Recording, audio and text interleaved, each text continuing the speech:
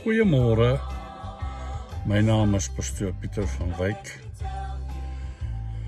Vandag is Woensdag 30ste April. Ek wil net kortliks vir jou vertel dat Jesus gee so om vir jou. As Jesus van jou praat wat sy skepping is, dan sê hy, wonderbaarlik is my skepping. God weet wat hy doen toe hy jou gemaak het. God is die beste. God maak nie foute nie. En toe God jou skape, glo jy vir my, het God nie foute gemaak nie. So jy's nie 'n mens vol foute en goed nie. Jy's geskape na God se beeld, sy ewebeeld.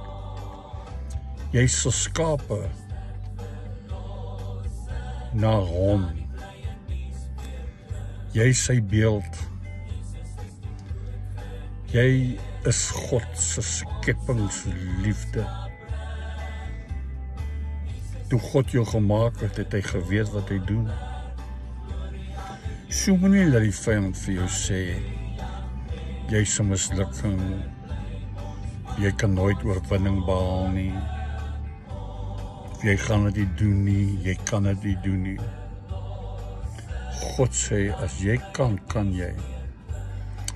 God sê in sy woord, jy is tot alles in staat deur Christus wat jou krag gee. Jy is geskape volgens God se gelykenis. Met ander woorde, glo niks wat negatief is van die vyand nie, maar glo wat God se woord sê. Baie seëninge vir jou. Jy is die appel van sy oog. Goed gaan met jou. Ons praat weer hoor.